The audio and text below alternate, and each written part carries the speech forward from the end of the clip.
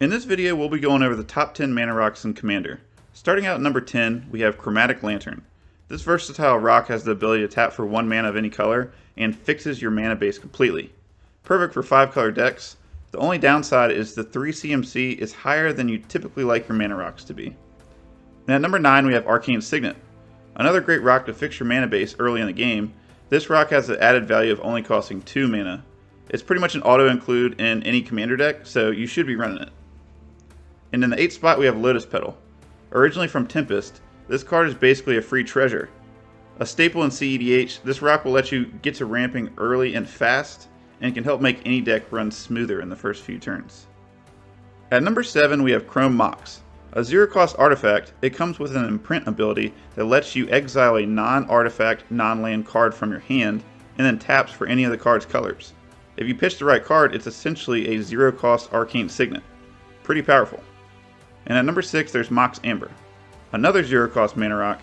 This one doesn't require you to get rid of any cards in your hand, but it has a requirement of having to tap for any color amongst legendary or planeswalkers you control. If you have your commander out, it's a surefire way to tap for any color you need and get to slinging spells. And at number 5, we have Mox Opal. This rock has Metalcraft, which says it can tap for 1 mana of any color if you control 3 or more artifacts. In Commander, it's incredibly easy to meet this requirement and gives you the benefit of free color fixing. Let's go! And at number 4, we have Mana Vault. This is another CEDH staple like most of this list, but comes with some big upside.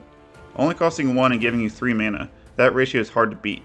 The drawbacks are that it doesn't untap during your upkeep, hurts you a little bit when it stays tapped, and requires an influx of mana to untap.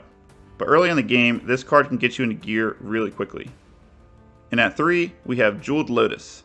This card was almost picked for our top 2 because of how much value it provides. With 1 land down, you could play your 4-cost commander on turn 1. That is insanely powerful. If you have a copy, you should be putting it in all your commander decks without question. The only main drawback is it's a one-time use effect. And in the number 2 spot, we have Mana Crypt. This free-to-play mana rock taps for 2 and has the only drawback of possibly hurting you during upkeep.